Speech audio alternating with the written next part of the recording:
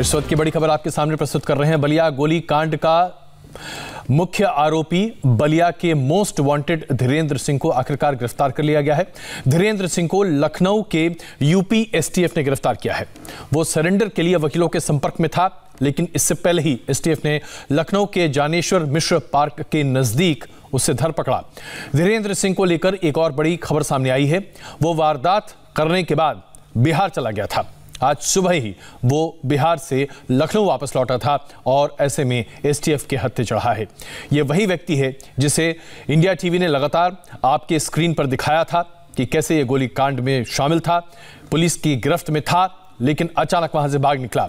ये तस्वीरें अपने आप बयां कर रही हैं कि कैसे ये पुलिस की गिरफ्त में था, लेकिन वहां से छूटने के बाद भागा और भागकर ऐसा बताया जा रहा है कि बिहार चला गया। लेकिन क्या वाकई में ये बिहार गया था या कहीं और, इसके बारे में अभी पूरी जानकारी स्पष्ट नहीं है। इसके बाद इसे लखनऊ में चौराहे पर गिरफ्तार किया गया एसटीएफ के द्वारा। सुबह सुबह ऐसा बताया जा रहा है कि आज ही सुबह सुबह ये लखनऊ पहुंचा है। आखिरकार लखनऊ पहुंचकर इसका मकसद क्या था?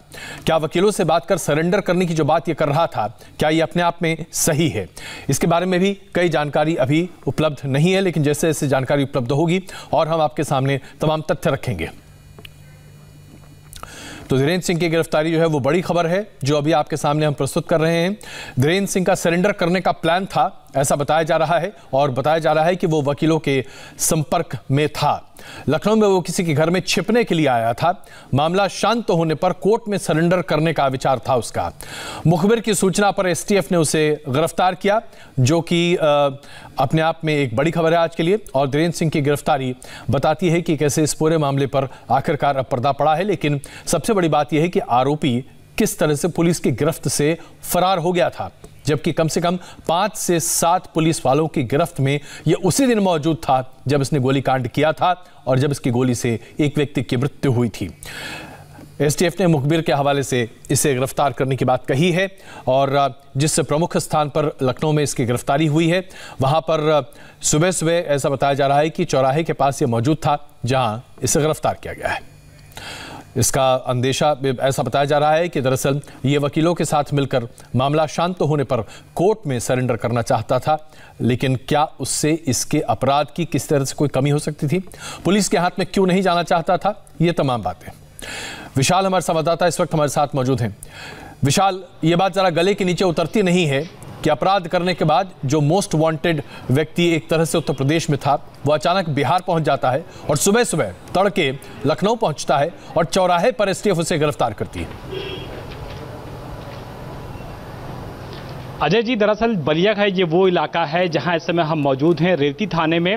ये थाना क्षेत्र कुछ इसकी जो ज्योग्राफिकल वैल्यू है वो मैं बताना चाहूँगा। दरअसल इसकी ज्योग्राफिकल वैल्यू कुछ इस तरीके की है अजय जी कि अगर गंगा नदी के रास्ते आप बिहार में एंटर करना चाहें, यानी कि टेक्निकली बिहार प्रदेश में एंटर करना चाहें तो आपको बामुश्किल 10 मिनट लगेंगे, और अगर आप रोड के जरिए बिहार जाना चाहें तो बामुश्किल आपको आधा घंटा लगेगा। यानी कि ये वो इलाका है बलिया का, उत्तर प्रदेश का, जो कि बिहार के बॉर्डर से एकदम सटा हुआ है। और यहां से अगर आप बिहार एंटर करना चाहें तो नाव से मुश्किल 5 मिनट, और अगर आप बाकायदा रोड से जाते हैं तो ज्यादा से ज्यादा आधा घंटा लगेगा। तो बहुत ज्यादा इनकार इस बात से नहीं किया सकता है कि ये बिहार चला गया होगा गोलीकांड के तुरंत बाद, क्योंकि जिस तरीके से यूपी पुलिस की मौजूदगी में यूपी पुलिस के अफसरों के सामने, एसडीएम और सीओ जैसे लेवल के अफसरों के सामने ये वहां से भागने में कामयाब हो गया था, तो ये कहा जा सकता है कि ये चाह रहा था, ये सोच रहा था कि अगर दूसरे प्रांत में चले जाएंगे, दूसरे प्रदेश में चले जाएंगे तो शायद कुछ उसे मदद मिल जाए। लेकिन मदद मिलना बिल्कुल भी लाज़मी नहीं था, क्योंकि बलिया पुलिस लगातार ये प्रेशर बनाई हुई थी। उसके रिश्तेदारों को हिरासत में ले रखा था,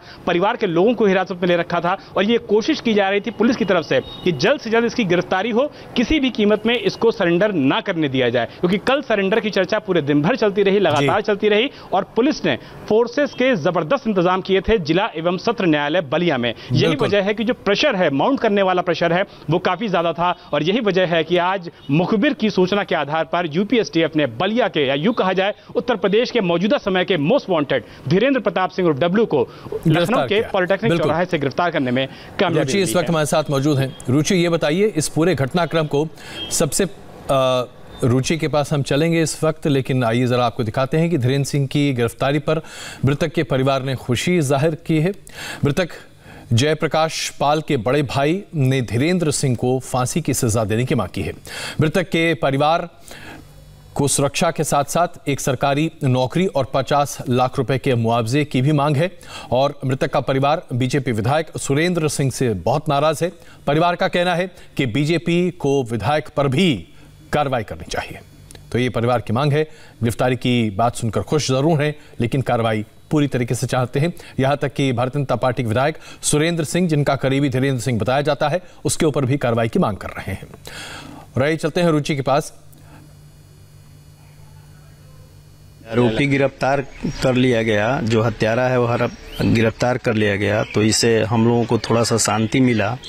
लेकिन हम लोग इसके साथ ये भी चाहते हैं कि उसको सख्त से सख्त सजा मिले, उसे फांसी की सजा मिले और हमारे परिवार की पूरी सुरक्षा मिले, यही हम लोग चाहते हैं। और जो उनके समर्थक हैं विधायक जी, वो दबाव बनाकर हम लोगों को फंसाना चाहते हैं अन्य मुकदमों में।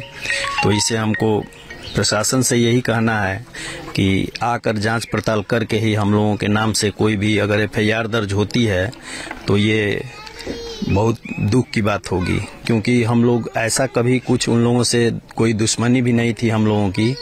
और कोटे की दुकान का आवंटन था दूसरे लोगों का था, और हम लोग जो हैं कभी भी उन लोगों से किसी भी तरह की कोई झगड़ा फसाद नहीं थी। अब ये कैसे हुआ नहीं हुआ, ये तो टारगेट बनाकर मेरे भाई को लोग मार दिए। और सरकार से हमको यही है कि हम लोगों के भाई के परिवार के भरण पोषण के लिए एक आदमी को सरकारी नौकरी दिया जाए और 50 लाख रुपया दिया जाए और पूरे घर की सुरक्षा की जाए, ताकि फिर ऐसी कोई वारदात न हो।